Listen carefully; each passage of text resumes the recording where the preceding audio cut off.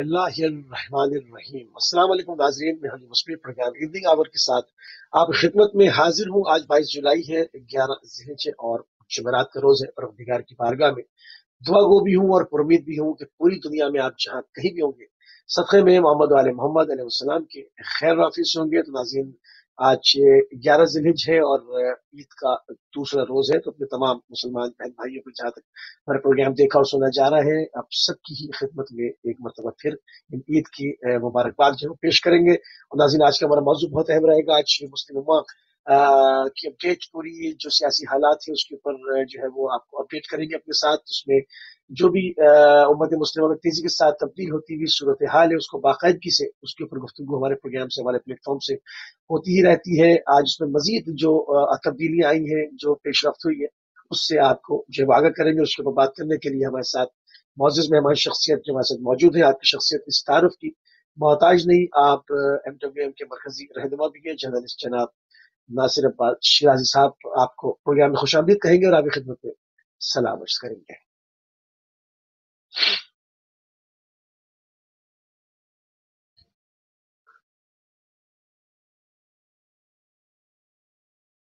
जी नासिर साहब, आवाज नहीं आ रही आपकी।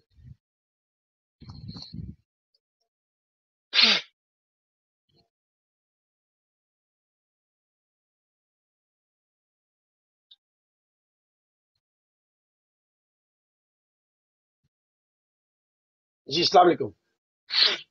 जी अस्सलाम वालेकुम। क्या अभी आवाज क्लियर है मेरी? जी जी, आप साथ हैं जी, बिस्मिल्लाह फरमाइए।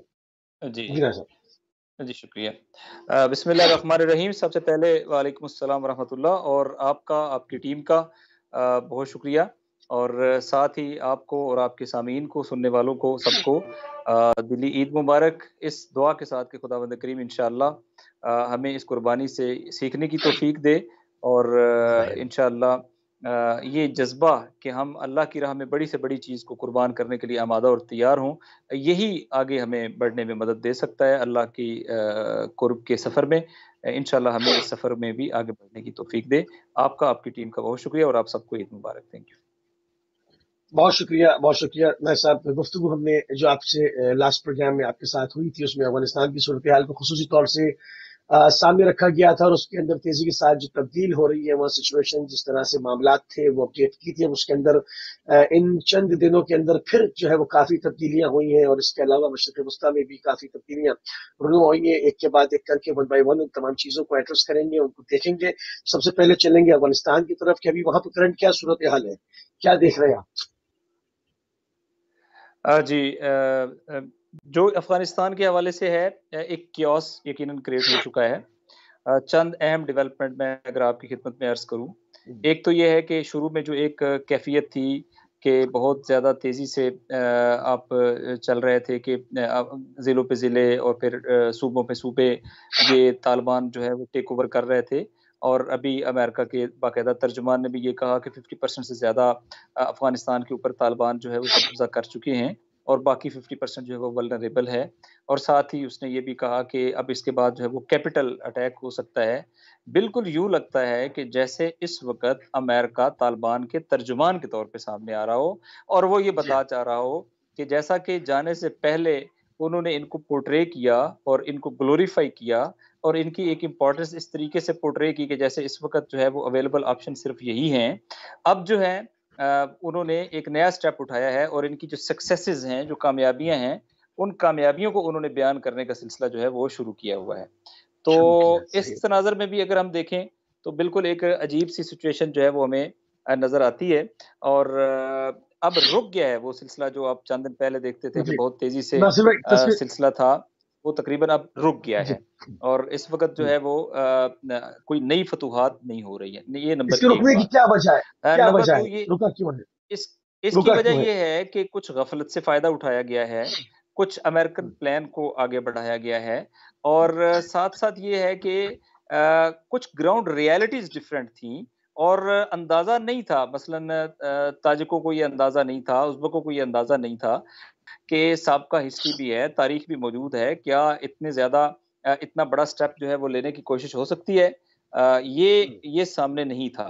तो अब ये जो चीज़ें सामने आ रही हैं, तो तो इसकी बुनियाद के ऊपर हमें यानी मिस कैलकुलेशन थी तालिबान की तरफ से, और उन्होंने लेवरेज क्रिएट करने की कोशिश की कि अगर हम ऑन द ग्राउंड ज़्यादा से ज़्यादा हमारे इख्तियार में चीज़ें आ जाएँ, तो फिर हम उस ग्राउंड की बुनियाद के ऊपर बार्गेनिंग चिप हमारी मजबूत और कवी हो जाएगी, और हम अफ़गानिस्तान के अंदर ज़्यादा स्टेक होल्डर, बड़े डिसीजन मेकर, और अफ़गानिस्तान का मोर देन 80% चीज़ें जो है वो हमारे हाथ में आ जाएगी। ये बुनियादी तौर पे ठीक होगा। है। लेकिन अब ये कि इसको वो कैसे मैनेज करेंगे?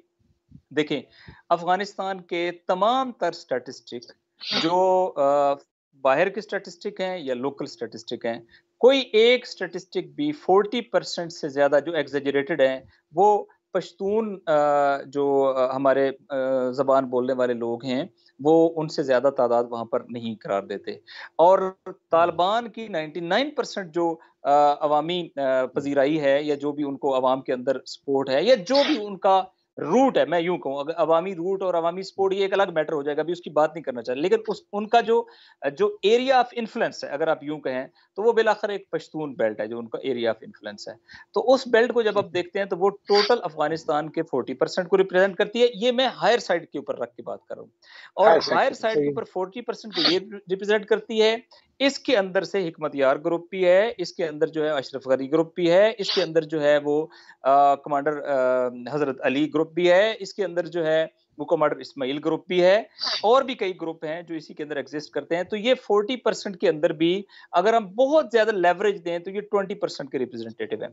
तो 20% जब पूरे अफ़गानिस्तान की ज्योग्राफिकल अगर हम बात करें, तो 80% के ऊपर काबिज़ होने का प्लान रखेंगे, दावा करेंगे, या पॉलिसी बनाएँगे, या अंदाज़ इख्तियार करेंगे, तो वो अननेचुरल तो होगा।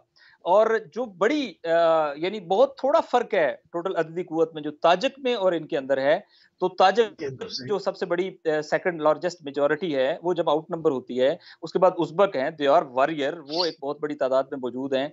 तो बैलेंस ऑफ पावर, यानी इसमें आप ये देखें कि एक बड़ा ही अननेचुरल बैलेंस ऑफ पावर जो है, उसको चेंज करने की कोशिश की गई है।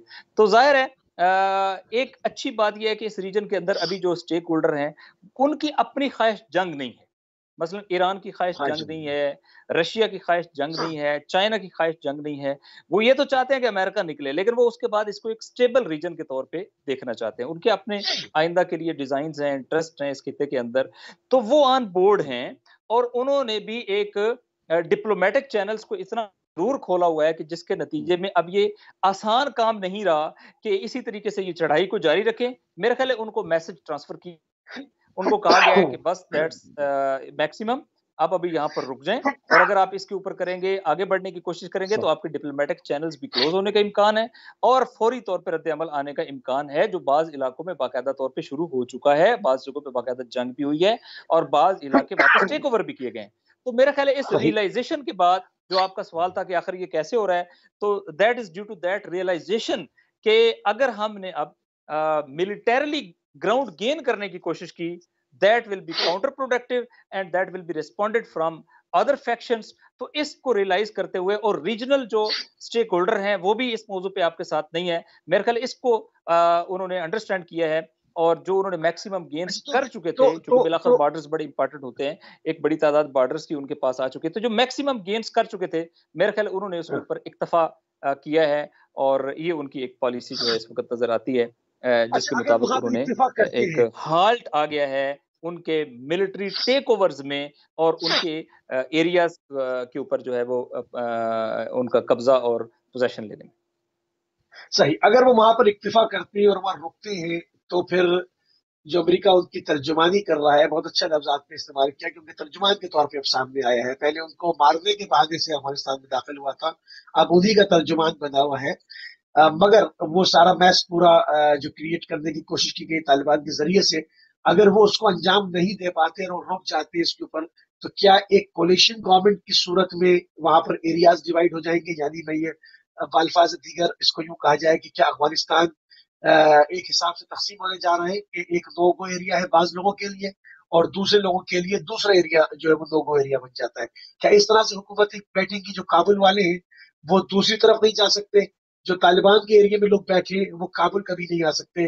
तो क्या हम इसको कहें कि ये एक अफ़गानिस्तान होते हुए 2 हुकूमतें रहेंगी? क्या कहेंगे इस पर? मैं अर्ज करूँ, सबसे पहले आप ये देखिए कि इस वक्त फंसी हुई गेंद कहाँ पर है, नंबर एक। तालिबान जो हैं वो डेमोक्रेटिक सिस्टम को पसंद नहीं करते, लिहाजा ठीक वो है। डेमोक्रेसी के हामी नहीं है। वो इलेक्शन और इलेक्टोरल प्रोसेस के ज़रिए से हुकूमत की तब्दीली या आइंदा के सिस्टम को चलने के हामी नहीं है, और उनका ये ख्याल है नहीं। कि अगर इस तरह का कोई इलेक्शन सेटअप आता है, तो उसके सबसे बड़े लूज़र खुद तालिबान होंगे, और दीगर फैक्शंस और वारलॉर्ड्स और दीगर गिरोह जो हैं, या जो डिप्लोमैटिक एक एटीट्यूड रखने वाले मुख्तलिफ ट्राइब्स हैं, वो आगे बढ़ जाएँगे और वो टेक ओवर कर जाएँगे। तो पहली तो जो प्रॉब्लम है, वो तालिबान की इस रियलाइज़ेशन में है। सेकंड प्रॉब्लम ये ठीक है। है कि तालिबान जो हैं, वो बहुत अभी आप ये समझें कि ज़हनी तौर पे बहुत आगे खड़े हैं। इन द सेंस कि वो ये समझते हैं कि उन्होंने मोर देन 80% के ऊपर जो है ना वो चीज़ें उनके हक में होनी चाहिए। ज़ाहिर है ये भी अननेचुरल है। तीसरी चीज़ जिसको मेरे ख्याल है अभी वो रियलाइज़ नहीं कर रहे हैं, वो ये है कि अगर अफ़गानिस्तान का कोई भी सिस्टम बनता है, एक उसकी हिस्ट्री है, तारीख है, उस सारी की तनाज़ुर में भी अगर हम बात करें, और अगर हम कोई पावर शेयर सिस्टम लेके आएँ कि जिसमें सारे स्टेक होल्डर्स बेनिफिशियरी और हर एक को कोई मिले, तो इसमें अल्टीमेट जो तालिबान का शेयर है उसके ऊपर भी जो उनके ख्याल में वो समझ रहे हैं उसके ऊपर भी ज़रब पहुँचती है।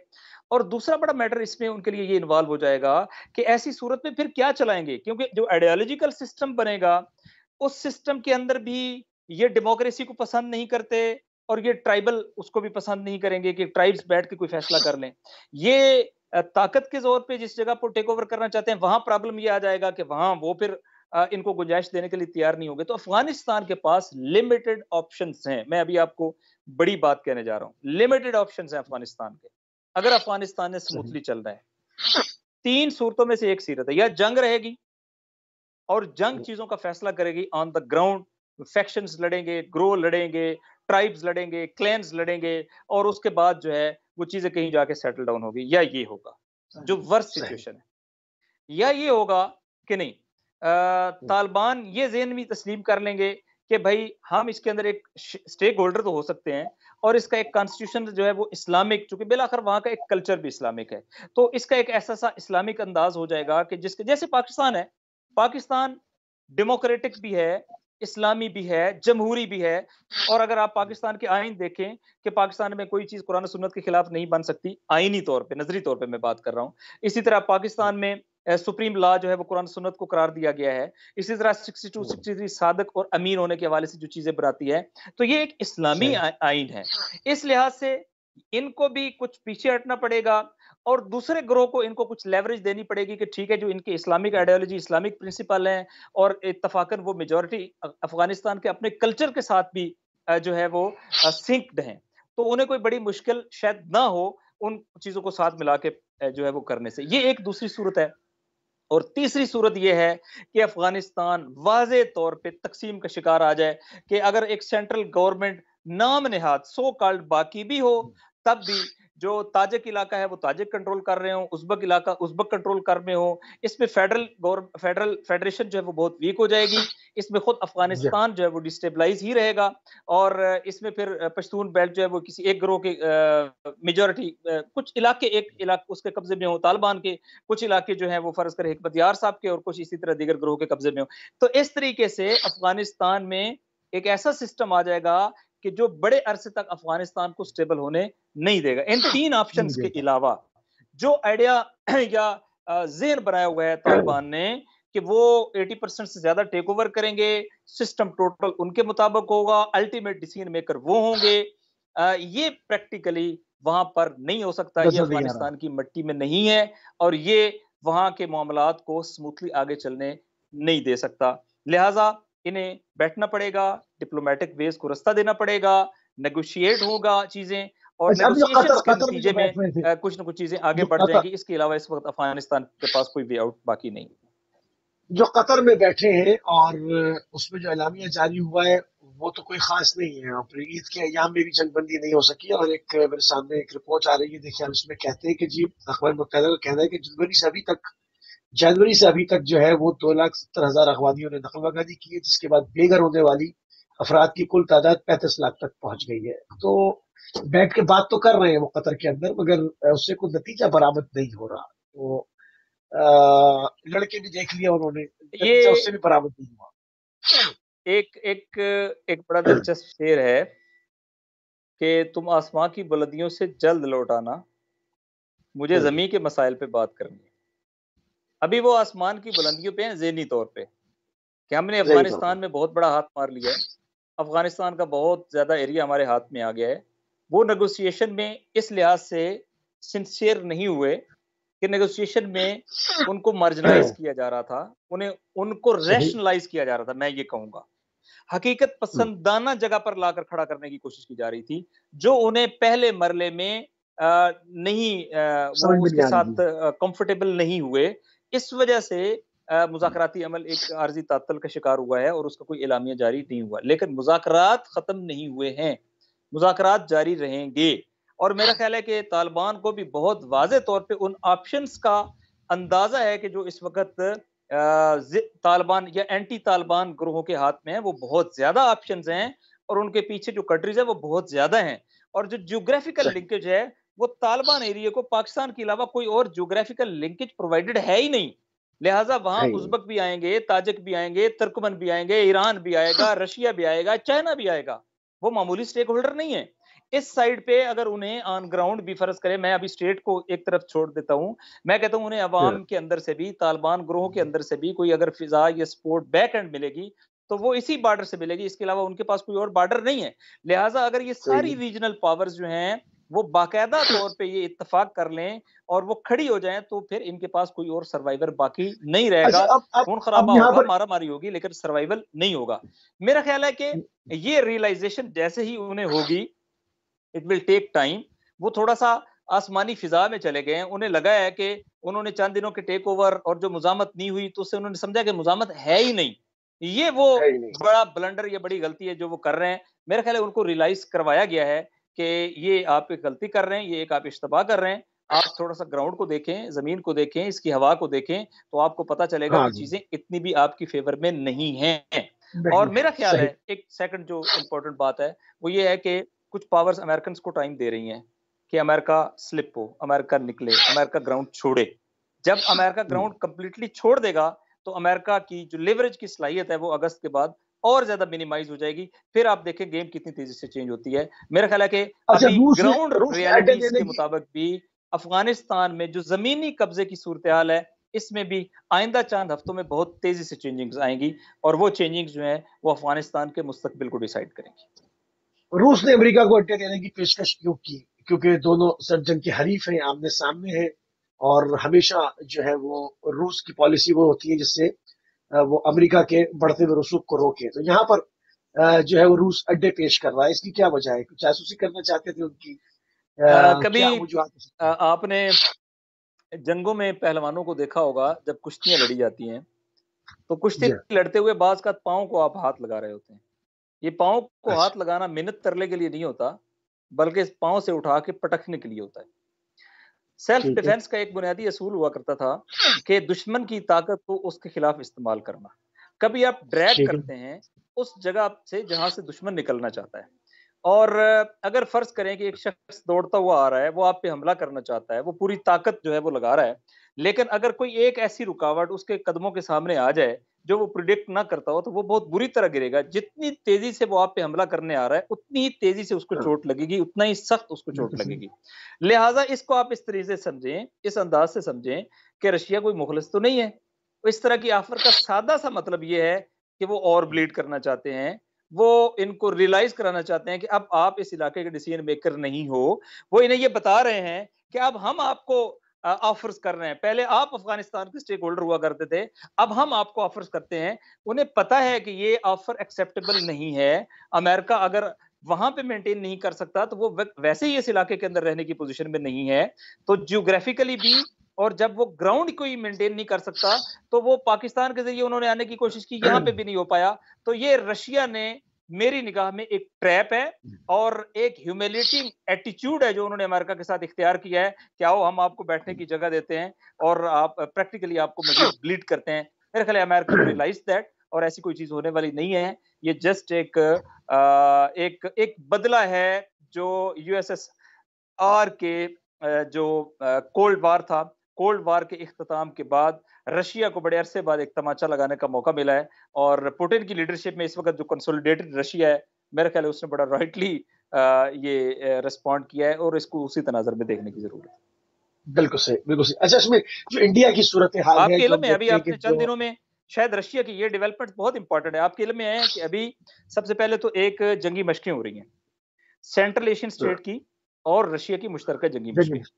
रशिया जी के हाँ, दस्ते जो हैं वो इन इलाकों में उज़्बेकिस्तान वगैरह के और इन जो नज़दीक ममालिक है ताजिकिस्तान है और तुर्कमेनिस्तान है, यहाँ पर आ चुके हैं और आइंदा चंद दिनों में इनकी 5 या 6 दिन की बड़ी जंगी मशकें जो स्टार्ट होने वाली हैं। ये बड़ी खुद एक जंग बहुत बड़ा इंडिकेटर है। सेकंड आपके इल्म में है कि अभी रशिया ने सिंगल पायलट स्टेल्थ टेक्नोलॉजी का हामिल और F-35 जो अमेरिकन जेट तैयारा है, उसका कंपैटिबल तैयारा जो है उसको उसका प्रोटोटाइप जो है वो उन्होंने उसको पूरी दुनिया के सामने पेश किया है पेश और कर दिया, उसकी सही। बाज़ मशकों का मुज़ाहरा वो कर चुके हैं। इसके अलावा आपके इल्म में है कि अभी रशियन ऑपरेटर्स ने दावा किया है कि जो इसराइल ने हमला किया था, जिसके पीछे ज़ाहिर है अमेरिका होता है, इसको इस तनाज़र में भी देखने की ज़रूरत है। सीरिया के अंदर तो 7 मिसाइलों में से 6 मिसाइल जो हैं वो Russian provided missile defence system के ज़रिए से वो काउंटर हुए हैं और उनको फ़िज़ा में ही तबाह कर दिया गया है, जो बहुत सोफिस्टिकेटेड मिसाइल थे जिनको तबाह कर दिया गया। तो यहाँ ऑन द ग्राउंड भी रशिया ने इन चंद दिनों के अंदर अपने मिलिट्री मसल्स जो है ना, उनको बहुत चंद दिनों में शो किया है। अपनी पावर शो की है, मिलिट्री माइट दिखाई है और ठीक है। रशियन मिलिट्री माइट को और रशियन पॉलिटिक्स को जब आप सिंक करके देखेंगे, तो फिर आपको अंदाजा होगा कि इस वक़्त ग्राउंड के अंदर अभी खामोशी ज़रूर है, जो एक तूफ़ान का पेशख़ैमा होती है और एक ऐसी खामोशी के बाद का जब आप कहते हैं कि समुद्र में खामोशी जो है बुनियादी तौर पे ये है कि उसकी तह में एक बड़ा तूफ़ान जो है वो पनप रहा है। तो बस आप ऐसे ही समझें, रशिया जो है वो यकीनन इस वक़्त कोल्ड वार का भी इंतकाम लेना चाहता है और ऑन द ग्राउंड भी इस वक़्त उसके पास जो ऑप्शन है वो आइंदा चंद दिनों में आप देखेंगे डे टू डे बहुत सारे ऑप्शन सामने आएँगे और इस बिल्कुल इसी तरीके से अभी चाइना भी अपने ऑप्शंस है वो सामने लेके आएगा और वो बड़े ही आप कह लें कि बड़े ही नर्व्स के साथ प्ले कर रहे हैं अमेरिकन पॉलिसी और स्ट्रेटजीज़ के साथ और ये एक इस वक़्त क्लैश ऑफ स्ट्रेटजीज़ है जिसमें रशिया, चाइना, ईरान और अमेरिका और पाकिस्तान कहीं न कहीं लेकिन इन 4 के दरमियान जो है वो मज़ा बुनियादी तौर पे एक क्लैश है और इस वक़्त ये आइडियोलॉजीज़ और स्ट्रैटेजीज़ जो हैं वो एक-दूसरे के साथ जो है वो कॉन्ट्रडिक्ट कर रही हैं और इनकी कॉन्ट्रडिक्शन की कॉन्ट्रडिक्ट करेंगे, सरज़मीन जो सही। है वो इस वक़्त अफ़गानिस्तान है। लिहाज़ा अफ़गानिस्तान एक रैपिड चेंजिंग्स की तरफ जाएगा आइंदा चंद दिनों के अंदर या पॉलिटिकल स्टेबिलिटी आ जाएगी ऑन ग्राउंड कोई डिप्लोमैटिक चैनल के ज़रिए से ब्रेक थ्रू होगा। अगर वो ना हुआ तो बहुत तेज़ी से अफ़गानिस्तान के अंदर ज्योग्राफिकल चेंजिंग्स आएँगी। अच्छा, यहाँ पर हिंदुस्तान की तरफ से बड़ी बेचैनी देखी गई है, जो उन्होंने कॉन्सुलेट पर कॉन्सुलेट खोले, वहां पर ट्रेनिंग कैंप्स पाकिस्तान चीखता रहा के ट्रेनिंग कैंप्स चला रहे हैं आप। अक़वाम मुत्तहिदा में ले गया इस मामले को पूरी दुनिया के सामने। पाकिस्तान ने बाकायदा इसके ऊपर काफी जो है वो मेहनत की और उनकी एक एक जो रॉ वहां पर कर रही थी उस चीजों को पाकिस्तान का कहना है कि वो इन तमाम चीजों को दिखाता रहा है, साबित करता रहा है, डॉक्यूमेंट्स दिखाता रहा है।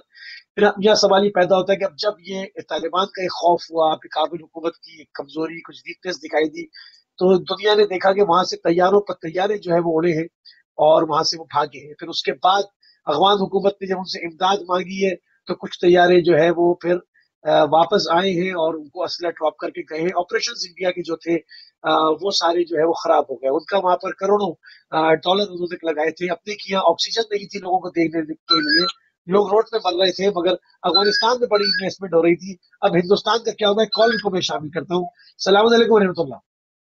वालेकुम सलाम। वैसा मैं नवाज बात कर रहा हूँ, आपका भाई। जी आगा जान, बिस्मिल्लाह जी। कैसे मजाज हैं? जी अल्हम्दुलिल्लाह ठीक ठाक, फरमाइए। अच्छा जी। तो सबसे पहले हमारे मुतो मुकर्रम आगा साहब और आप भी आगा साहब, वो भी माशाल्लाह हमारे बिस्मिल्लाह भी जी। आगा, तो और नाज़रीन मुतक़ीद में सामने की तरफ। जज़ाकल्लाह जी, तो बिस्मिल्लाह। उम्मत मुसलमान के खुद साख्ता ठेकेदार आले सऊद की अक्ल पर, इनकी अक्ल पर मातम करने को दिल चाहता है। दुनिया में इस वक्त चंद कलमात हैं, शॉर्ट एंड स्वीट। दुनिया में इस वक्त खालिज अरब की गल्फ पॉलिसी पर रोना आता है। कोई इजराइल का जंट, कोई अमेरिका का जंट बना हुआ है। इस सिलसिले में सऊदी अवाम और अमारात के गयूर अवाम को इनके खिलाफ उठ खड़ा होना चाहिए, ताकि इनकी यहूद यहूदो नसारा पॉलिसी को मदावा किया जा सके। अल्लाह ताला इन पर रहम करे। 1,26,000 कमो बेश अंबिया आ चुके हैं, लेकिन एक जगह ठीक है जी, बिल्कुल ठीक है। अल्लाह आपको सलामत रखे और इन पर मातम करे। अल्लाह हाफिज़। बहुत शुक्रिया जी, बहुत शुक्रिया। बहुत अच्छी बात। और यकीन हम किसी के, हमारी पॉलिसी नहीं जब किसी के मजहब का नाम लेकर हमला करें। जो गलत है वो गलत है और उसकी मजम्मत करते हैं। इसमें थोड़ी सी हम चाहेंगे कि जब भी आप इस पर आइंदा बात करें तो किसी के मजहब को लेके उस पर हमलावर ना हो। तो नासिर अहमद शाही साहब, हिंदुस्तान की हम बात कर रहे थे कि हिंदुस्तान के ऑपरेशंस, जी जी। उनका क्या होगा। वो जो अजीत देवल साहब वहां पर बड़ी प्लानिंग करके कुछ 200-300 साल की बैठे थे और बड़े डैम शैम के लिए पैसा इकट्ठा किया था, वहां बड़े ट्रेनिंग कैंप्स लगा रहे थे। उसका क्या होगा? वो तो सारी चिड़िया उड़ गई वहां से। मेरे ख्याल है दोनों पहलुओं के ऊपर बात करनी चाहिए। ये अच्छा, थोड़ा सा अनकन्वेंशनल हो जाएगा, लेकिन मैं बात करता हूँ। वन, ठीक है। अफगानिस्तान में इंडिया ने लूज किया है। वो बिल्कुल इस सूरत हाल को प्रिडिक्ट नहीं करता था और उसका ख्याल ये था कि वो अफगानिस्तान के जरिए से, ईरान के जरिए से एक चैनल जो है वो अफगानिस्तान तक खुला रखेगा, चूंकि उसे और ग्राउंड एक्सेस हासिल नहीं है। ईरान ने चाबहार वापस टेक ओवर कर ली और जो उन्होंने समझ लिया। सैंक्शंस के दिनों में ईरान के साथ नारवा सलूक रखा है, उसको मेरे ख्याल है बुनियाद बनाते हुए इनके दरमियान ताल्लुकात में काफ़ी सर्द आ चुकी है। और साथ ही जो आयतुल्ला सैयद अली खामनाई की तरफ से कश्मीर के हवाले से स्टैंड आया है, तो उसके बाद इनके दरमियान मजीद ताल्लुकात में सर्दमोरी पाई जाती है। ये एक बात। पाकिस्तान को वो कैसे स्क्वीज करें? एलओसी ऑब्जर्वेशंस हैं, जो इंटरनेशनल बॉर्डर है वो सिवाय मखसूस क्रॉसिंग्स के हैविली डिप्लॉयमेंट है वहाँ पे। और पाकिस्तान को डिस्टर्ब करने के लिए और पाकिस्तान का जो आइंदा की इकोनॉमिक शहरग है यानी सी पैक, उसको डिस्टर्ब करने के लिए एक ही रूट है, एक ही मुल्क है, ठीक है। और वो है अफगानिस्तान। वारलॉर्ड्स का मुल्क है। ठीक है। एक ऐसा इलाका है जहाँ ट्राइब्स हैं, क्लैंस हैं। एक ऐसा इलाका है जहाँ पैसों के जरिए से एक अमूमी कंसेप्ट है कि अगवा कराए जा सकते हैं, तावान लिया जा सकता है, बंदे मरवाए जा सकते हैं। वहाँ पर आपको अवेलेबल है, ये सारे पोटेंशियल अवेलेबल हैं, जो गोरिल्ला वारफेयर के लिए बड़ा आइडियल है, जहाँ पर एंटी पाकिस्तान पावर्स भी मौजूद हैं। लिहाजा यहाँ पर अफगानिस्तान में इंडिया का इंटरेस्ट समझ में आने वाला है। उस इंटरेस्ट के ठीक जरिए है। से उन्होंने यहाँ पर अपने कौंसलेट डेवलप किए, यहाँ पर अपने फाइनेंशियल लिंकेजेस डेवलप किए, और अगरचे उन्होंने यहाँ सर्वाइवल करने के लिए बहुत बड़े बड़े प्रोजेक्ट, मेगा प्रोजेक्ट्स के अंदर भी शेप डाला है, डैम्स में डाला है, रोड्स में सही। डाला है, इंफ्रास्ट्रक्चर में डाला है, एजुकेशन में डाला है।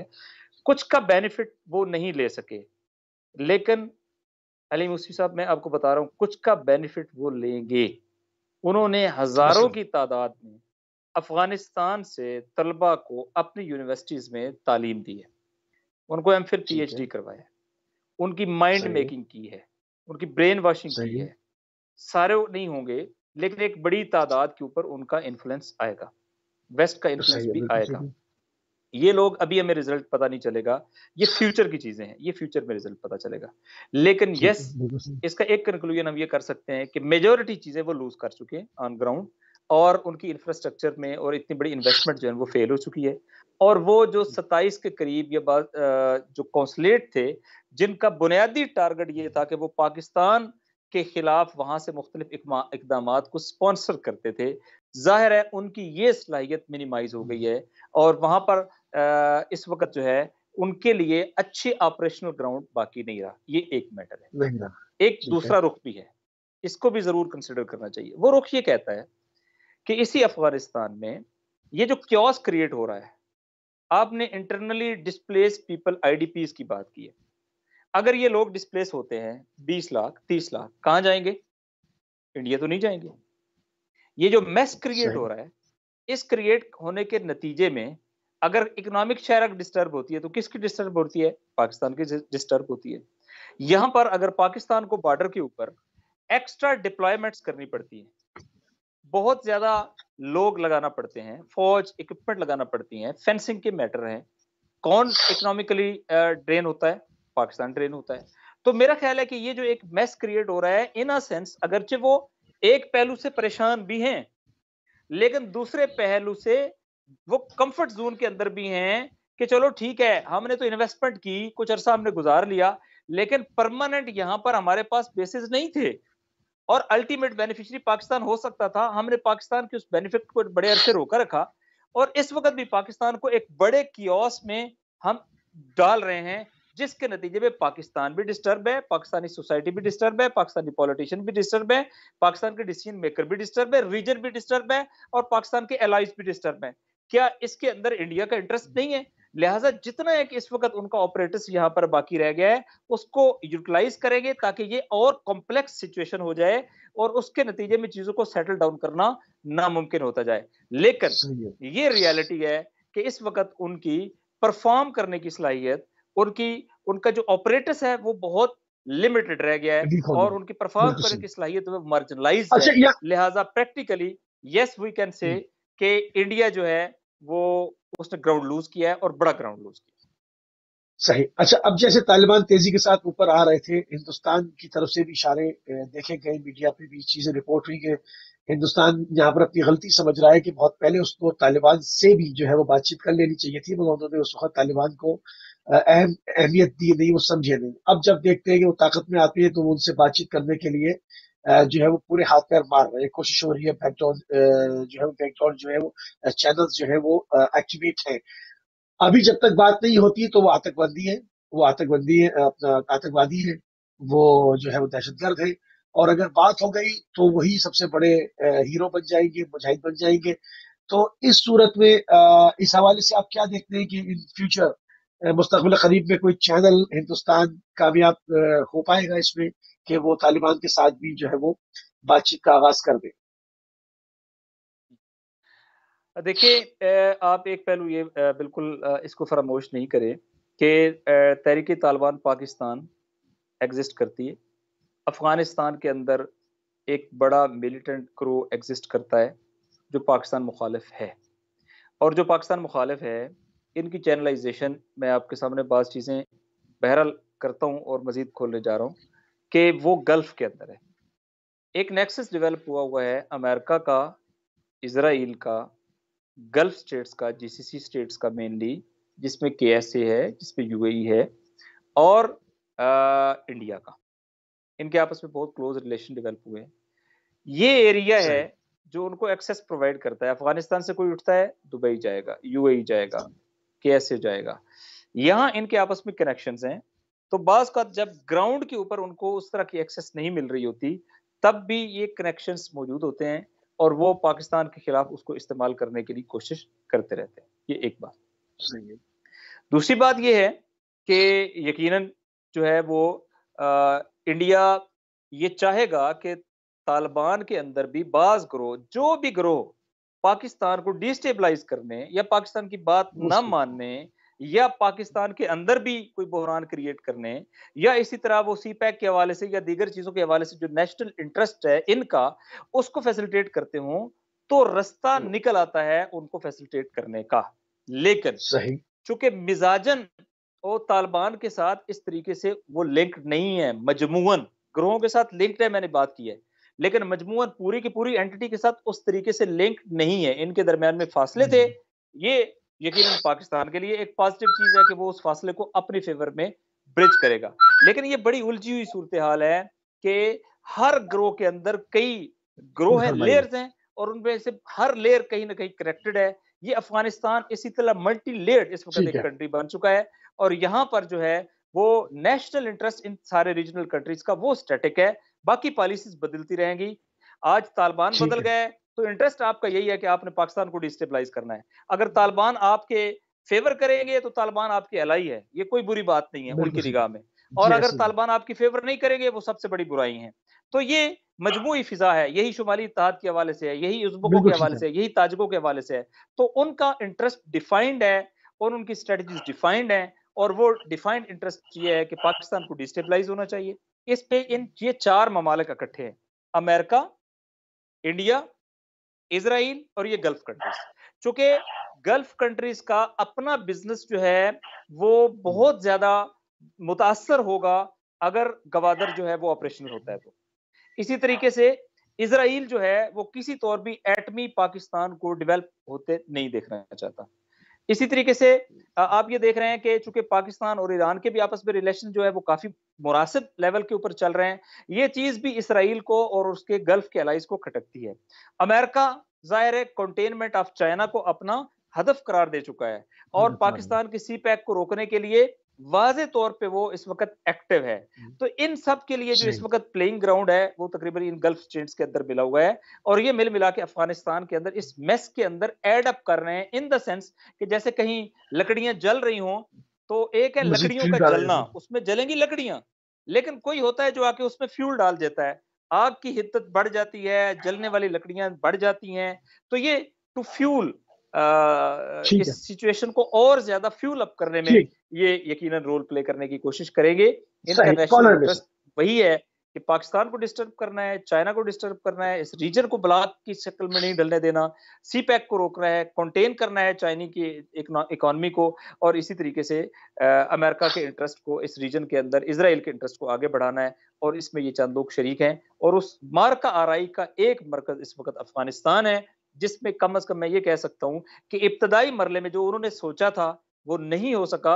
और खुद ये सवाल भी आपके जहन में होगा कि आपने क्या नहीं सोचा था, ये सारे इंटरनली डिस्प्लेस्ड पीपल भी हैं और बहुत सारे इलाकों में इस वक्त क्योस भी है, लेकिन अभी भी उस सतह की मारामारी नहीं हुई है, उस सतह पे खून खराबा नहीं हुआ है जो नहीं प्रिडिक्ट किया हुआ। जा रहा था। इसका मतलब है कुछ एक्टर्स हैं जो अपना रोल प्ले कर रहे हैं और चीजों को देखा उस रहा तरफ नहीं जाने दे रहे हैं जिस तरफ जाने के लिए चीजें बनाई गई हैं। यानी अमेरिकन गेम जिसमें अमेरिका और अमेरिका के बाद इंडिया और उनके ये गल्फ लाइट्स थे, ये गेम प्रैक्टिकली आगे नहीं बढ़ पा रही है।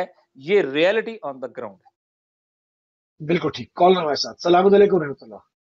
वालेकुम सलाम। अगर भाई मैं दोबारा इसलिए आना पड़ा कि एक चंद मेरे पॉइंट रह गए, चूंकि तो मैं कहीं ये भी पॉइंट दे दूं आपकी इस मेरी महफिल में। जी बिस्मिल्लाह। फिर आज हमारे तशरीफ फरमा है बेस्ट वन तजिया नकार मौजूद हैं, तो अगर हम इस्लामी जमहूरियत ईरान की तब्दील शुदा ख्वाजा पॉलिसी पर दिली मसरत होती है, तो आज हमारे आर्मी के शुहदा की शहादत पर हमें फख्र है।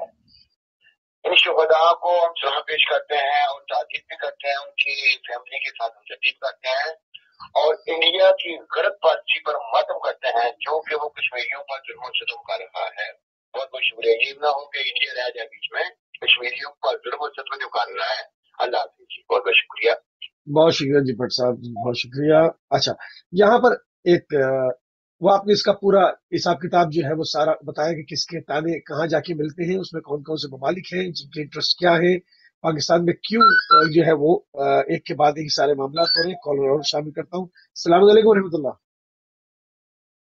वालेकुम सलाम व रहमतुल्लाहि व बरकातहू।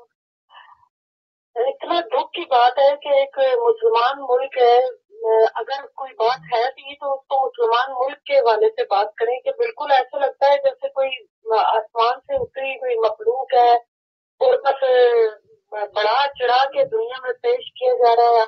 तालिबान मजबूत हो रहे हैं, तालिबान आ गए, छा गए। ये सिर्फ और सिर्फ डंडोरा पीटने का मकसद। अमेरिका हमेशा 9/11 से ज्यादा अभी उन्होंने शोर मचाया हुआ है कि अफगानिस्तान में तालिबान मजबूत हो रहे हैं, तालिबान इस तरह कर रहे हैं। पाकिस्तान का जो मीडिया बिका हुआ है, 90% उसकी जितनी भी खबरें होती हैं वो तकरीबन खरीदी हुई खबरें जो होती हैं, और लफाफे का एक एक साथी के पास अपने जहाज और उसका ऐसे एक साथी खरीद लेता है। और इतनी इतनी ज्यादा मीडिया के ऊपर पूरा मीडिया लगा हुआ है। अफगानिस्तान में पता नहीं क्या हो रहा है। तो अफगानिस्तान को जब अमेरिका तबाह कर रहा था और पूरा अफगानिस्तान ने तबाह कर दिया, तो उस वक्त आपको अफगानिस्तान की कोई खबर नहीं थी। चार पहाड़ के ऊपर जो भारत और भारत के साथ चार पहाड़ के ऊपर जो दूसरे मुल्क मिलकर जो अफगानिस्तान में खेल खेल रहे थे, उसका भी हमें पता है कि जो अभी अमेरिका इनका भाई जो है बड़ा, वो चला गया है। तो अब ये न्यूट्रल होना चाहते हैं, लेकिन चार पहाड़ के ऊपर जो जो कुछ भारत के साथ मिलकर जो अफगानियों के साथ खेला जा रहा है वो नहीं बताया जा रहा। चलें, ठीक, इसमें बात करते हैं अभी। बहुत शुक्रिया, बहुत शुक्रिया। बहुत अच्छी बात, बहुत अच्छी बात आपने की। इन सारे पॉइंट्स पे हम एक के बाद एक बात कर रहे हैं। यहाँ पर अपनी बात को कंटिन्यू करेंगे जहां से मैं छोड़ा था। ये बताइए शाह साहब कि अभी हिंदुस्तान ने ऑफर भी की अफगान हुकूमत को, यानी काबुल हुकूमत को, कि वो उन्होंने असला भी दिया। कल अगर तालिबान से बातचीत हो जाती है तो अफगान हुकूमत की तो ये पूरी इमदाद बंद कर देंगे, या दोनों को देंगे, इनको भी असला देंगे, उनको भी देंगे। ये क्या सिलसिला रहेगा अभी तो ये।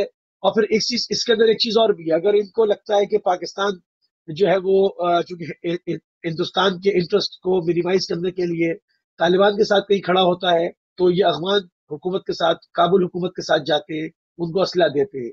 इन फ्यूचर ताकत का तवाजुन अगर तब्दील होता है तो क्या करेंगे? ये आपका क्वेश्चन ये है कि इन फ्यूचर अगर ताकत का तवाज़ुन तब्दील होता है तो कौन क्या करेगा?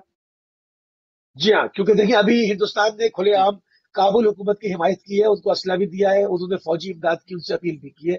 अभी तक वो खड़े हुए हैं तालिबान काबुल हुकूमत के साथ, मगर इधर तालिबान से बातचीत भी करने की कोशिश कर रहे हैं। तो ये कब तक इनकी इमदाद काबुल हुकूमत तक अभी रहेगी या ये आपको इमदाद बढ़ मैं जाएगी? आपको देखिए, आज मैंने 3-4 चीज़ें आपके लिए ब्रेक की है, मैं एक आध और चीज़ जी ब्रेक करता हूँ। अगर सीन ऐसा हो कि तालिबान और अफ़गान हुकूमत दोनों अमेरिका के साथ मिल के प्ले कर रहे हों और दोनों मतलूबा फ़िज़ा बना रहे हों, अशरफ गनी साहब भी अमेरिका के साथ अटैच हों और तालिबान की मेजॉरिटी वो भी उनके साथ अटैच हों और एक ऐसी गेम हो रही हो जिसके नतीजे में तालिबान को वहां तक पहुंचाने में भी एक रोल है। क्यों एहतजाज नहीं किया अफगान हुकूमत ने इस नेगोशिएशन पे? क्यों अफगान हुकूमत इस नेगोशिएशन के नतीजे में 5,000 हार्ड कोर मिलिटेंट्स को काबुल से रिलीज करने पर मजबूर हुई? ये इसी नेगोशिएशन का एक नतीजा था। किस बुनियाद पर उन्होंने इन नेगोशिएशन को अमेरिका के लिए लेजिटिमेट करार दिया? इसका मतलब है दोनों ऑन बोर्ड थे। करना क्या चाहते हैं दोनों? ज़ाहिर है जो मेस क्रिएट करना है, जो सीन बनाया है, जो डिज़ाइन है इस वक़्त अफ़गानिस्तान के लिए, वो ऐसा है कि वो ज़ाहिर है मल्टी टारगेटेड है। वो चाइना को भी मैसेज देना चाहते हैं, वो पाकिस्तान को भी डिस्टेबलाइज़ करना चाहते हैं, रूट भी ख़त्म करना चाहते हैं, चाइना को भी डिस्टर्ब करना चाहते हैं। इस वक़्त यहाँ पर ईस्ट तुर्कमानिस्तान जो युगोर मूवमेंट है, उसके जो मिलिटेंट्स हैं यहाँ पर, वो हार्डकोर मिलिटेंट्स मौजूद हैं। यहाँ पर इनकी रैंक्स के अंदर जो उज़्बक मिलिटेंट्स हैं, वो भी मौजूद हैं। जो हार्डकोर सही। ताजिक मिलिटेंट्स हैं वो भी मौजूद है।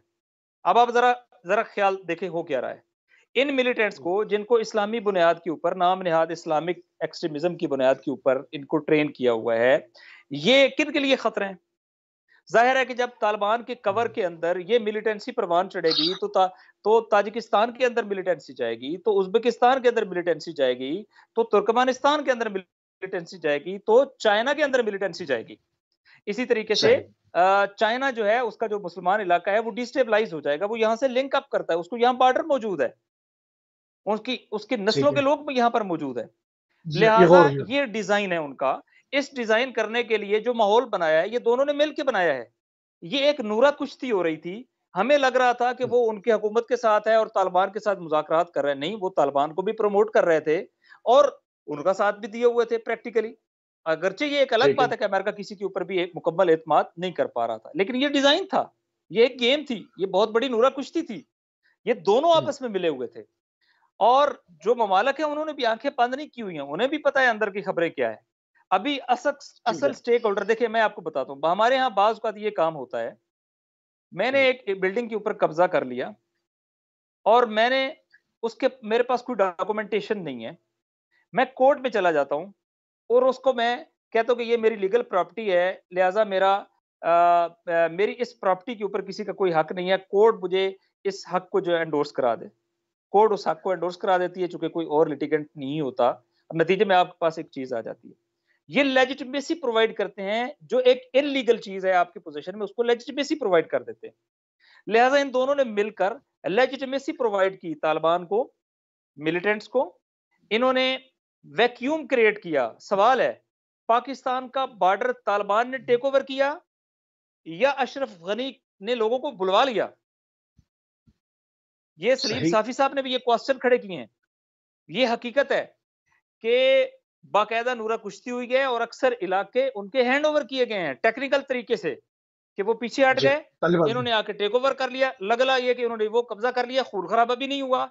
लेकिन दरअसल क्या हुआ कि चूंकि फौज का control Ashraf Ghani and company के हाथ में था, इन्होंने जब उनको बाद इलाके खाली करने का, उन्होंने खाली कर दिए, तालिबान ने टेक ओवर कर लिए। वो उनकी हाइप जो है फिजा के अंदर चढ़ी गई कि देखो जी, इन्होंने तो ये जी सारा इलाका टेक ओवर कर लिया। ये दोनों एक ही थैली के चट्टे बट्टे हैं। अब मसला ये है कि हकीकी स्टेक होल्डर्स भी रीजन में भी एग्जिस्ट करते हैं, अफगानिस्तान में भी एग्जिस्ट करते हैं। सही। अच्छा, इसमें इनको Pakistan Pakistan level playing ground Pakistan मिलेगा, की इनको इस वक्त लेवल प्लेइंग ग्राउंड मिलेगा। इन्हें इनके जो ख्वाब था ना, इंजीनियर्ड इंजीनियर्ड अफगानिस्तान नहीं मिलेगा। ये सही। चीजें और इसके खदोखाल एक दो दिनों में जाहिर नहीं होंगे, इट विल टेक टाइम। और क्योंकि अभी अमेरिका के निकलने में टाइम चाहिए बाकी है। अभी आपने देखा है, अभी रशिया की एंट्री नहीं हुई है सीन के अंदर। चाइना अभी वोकल नहीं हुआ है जी, इस वो भी सारे आ गया। मसले के अंदर। चाइना की कोई स्टेटमेंट आप दिखाएं कि चाइना ने कोई इजलास शुरू कर दिया हो, चाइना ने कोई कार्रवाई शुरू कर दी हो, डिप्लोमेसी स्टार्ट कर दी अच्छा, हो। इसमें इसमें इसका इसमें मतलब है वो इसमें पैनिक बाज़ नहीं जगह है, वो मलेशियात के डिजाइन को हवाले समझ से। रहे हैं, इशू को समझ रहे हैं, और वो ग्रेजुअली उस इशू के ऊपर जो है वो इन्वॉल्व हो रहे हैं। और आप आइंदा चंद दिनों के अंदर देखेंगे बड़ी इकोनॉमिक एक्टिविटीज भी आएंगी, बड़ी पॉलिटिकल मूव्स भी चलेंगी, बड़ी डिप्लोमेटिक मूव्स भी चलेंगी, और कुछ मिलिट्री मूव भी चलेगी, जो इस बैलेंस ऑफ पावर को, जो इस वक्त खराब हो चुका है, इसको दोबारा सही डगर पे लाने में मुआवन साबित होगी। ये इस वक्त हमें लग रहा है सही। अफगानिस्तान के अंदर। अच्छा, यहाँ पर एक और चीज, एक और झगड़ा जो है वो शुरू हो गया। और जिस तरह से आप देखते हैं कि पाकिस्तान के अंदर तालिबान का काफी असर है लोगों के ऊपर, और लोग जो है वो उनके साथ खड़े हैं। खाली एक पश्तून बेल्ट की बात नहीं कर रहा, और जगहों पर भी जितने मदरसों के अंदर अटैच लोग रहे हैं, मजहबी हवालों से अटैच रहे हैं, बहुत बड़ी तादाद पाकिस्तान के अंदर जो है वो तालिबान को फेवर जो है वो कर रही है एज कम्पेयर टू। क्योंकि अफगानी जो हुकूमत है, उन्होंने हिंदुस्तान के साथ मिलकर पाकिस्तान के अंदर हजारों बम धमाके ये कहा जाता है कि उन्होंने कराए हैं। और हमारे साथी दिन रात इसके ऊपर बात करते हैं, पाकिस्तान हुकूमत इसके ऊपर बात करेंगे। पाकिस्तानियों के अंदर यकीनन जारी बात है, उनका जो दुश्मन होगा पाकिस्तानियों का वो दोस्त होगा। तो चाहे वो तालिबान की आइडियोलॉजी को पसंद करते हो या ना करते हो, अफगान हुकूमत की जहाँ बात आती है तो लोग तालिबान का साथ जो है वो देते हैं। अब यहाँ पर जो है वो ये चीज देखनी है कि यहाँ पर एक दूसरे हीरो जो पाकिस्तान में पैदा हुए थे तुर्क ड्रामे की सूरत में, खिलाफत उस्मानिया, जिसको अंग्रेजों ने खत्म कर दिया था, और वो दोबारा से उसको ख्वाब में देखते थे कि वो उसका ताज पहन रहे हैं। मेरी मुराद जो है वो खलीफा उर्दुगान साहब से है। अब वो उलझ पड़े हैं तालिबान से और कह रहे हैं कि जी आप कब्जे कर रहे हैं, आपकी रविश मुसलमानों वाली नहीं है, आप जो है वो अफगान भाइयों की जमीन पर कब्जा कर रहे हैं। और वो अमेरिका को पूरी सर्विसेज देना चाहते हैं। बहुत अरसे से हम तो यही कह रहे थे कि इन्होंने इसराइल के साथ आज तक एक कॉन्ट्रैक्ट भी जो है वो फ्रीडम फ्रंटियरा के ऊपर, जब उससे कमांडोज घुसे थे, इन्होंने बड़ी बातें की थी। आज तक इन्होंने एक जो है वो कॉन्ट्रैक्ट जो है वो कैंसिल नहीं किया, और मुसलमानों को बेवकूफ बताया हुआ था। कभी बैठे कहीं रो रहे हैं, कभी कुछ कर रहे हैं कि जी वो एक नए खलीफा बनने की कोशिश कर रहे हैं। तो अब बिल्ली थैले से बाहर आई। अब ये अमेरिका को सर्विस देने के लिए तालिबान के खिलाफ जब इन्होंने बयान दिया है, तो पाकिस्तान में इनके ऊपर बड़ी लेदे हो रही है। अब कौम यहाँ पर डिवाइड हो गई। इसका क्या माजरा है, ये किधर जा रहा है मामला? और तालिबान ने भी कहा कि हमें अच्छा नहीं लगेगा कि यहाँ से ताबूत जो है वो तुर्क जाएं, तुर्की जाएं, और हम जो है वो ये सारे मामला हो। ये क्या होने क्या जा रहा है? अ, कभी आप डेफिनेशन पढ़े मखमसे की, आया तो ये एक पूरा मखमसा है इस वक्त। आया नंबर एक, पाकिस्तान के अंदर इस वक्त शदीद लड़ाई चल रही है कि जो खलीफा साहब के हामी हैं वो हाँ। पुर्तगाल के, और पाकिस्तान ये में जो प्रो तालिबान फैक्शंस हैं, इस वक्त उन्हें समझ में नहीं आ रही कि वो तालिबान की हिमायत और सपोर्ट करें या खलीफा यही अर्दगान मैं की कह रहा सपोर्ट करें। ये हूँ। दोनों आपस में एक दूसरे के 180 डिग्री अपोजिट आके खड़े हो गए। Number one. नंबर टू, ये इन्होंने कहा है कि हम अपनी फोर्सेस को भेजने के लिए तैयार हैं वहां पर, और फोर्सेस भेजना है जो कैपिटल है उसको, और बिलखसूस जो एयरपोर्ट्स वगैरह को करने के लिए। उस पे ये तालिबान ने बड़ा काबुल एयरपोर्ट। प्रिंसिपल रिस्पॉन्ड किया। मैं इसे principle respond in the sense कहूंगा कि इस वक्त हमें ये, जब हम स्टैंड लेते हैं कि अफगानिस्तान के मामलात को अफगानियों को हल करना चाहिए, और कोई भी फॉरेन फोर्स जो है उसे अफगानिस्तान के मामलात के अंदर मुदाखलत करने की इजाजत नहीं होनी चाहिए। तो नहीं खा नहीं चाहिए। लेजिटिमेसी लेके आए, खा आप इनके जरिए से आए, जब आपकी फोर्सेस यहाँ ग्राउंड पे उतरेगी और तर्किश आएंगे, तो समझा यही जाएगा कि वो इसके अंदर अपना एक लेवरेज क्रिएट कर रहे हैं। लिहाजा उनको भी फॉरेन फोर्सेस का ही एक हिस्सा काउंट किया जाएगा, और उनको भी ये इजाजत नहीं होगी जब तक कि अफगानिस्तान के अपने नहीं तो अवाम की मेजॉरिटी जो है वो उनको किसी नेटो का दीगर हिस्सा तरीके तो से है ये आगा। परमिशन ना दे। जब नेटो को दुश्मन फौज कहा जाता है, तो उसके अंदर तुर्की खड़ा तो है। अब ये और बात है कि जब बात ईरान की हो तो वो सब आंखें बंद कर ली जाती है, वो कबूतर आंखें बंद कर लेता है कि जी यहाँ खतरा नहीं है, बिल्ली नहीं है, मगर बिल्ली बिल आखिर ले जाएगी। तो यहाँ पर जो है वो सारा मामला तो ये है कि अब ये आगे अमेरिका को सर्विस देने के लिए और तालिबान को मारने के लिए। तो और ये नेटो का हिस्सा भी है। बिल्कुल, बिल्कुल आपने ठीक कहा कि उस वक़्त उनका जो रोल वहाँ से श्रिंक हो रहा है, तो इन्होंने कुछ हाँ, रास्ते निकालने हैं जिसके नतीजे में वो अपने रोल को इनडायरेक्टली टेक ओवर करें। देखिए ये पॉलिसीज़ होती हैं। कुछ काम है जो अमेरिका के निकलने के बाद इंडिया से लेना है। कुछ काम है जो अमेरिका ने निकलने के बाद अपने NATO ally in a sense NATO ally उससे लेना है, जी यानी हाँ, तुर्की से लेना है। तुर्की भी बिलाखिर ख्वाब देखता है एक निशात सानिया के, और उसके लिए वो भी किसी माज़रतन। एक बड़े मुल्क के रिसोर्सेज़ और उस मुल्क के अंदर जो है वो आना हुँ, चाहता है।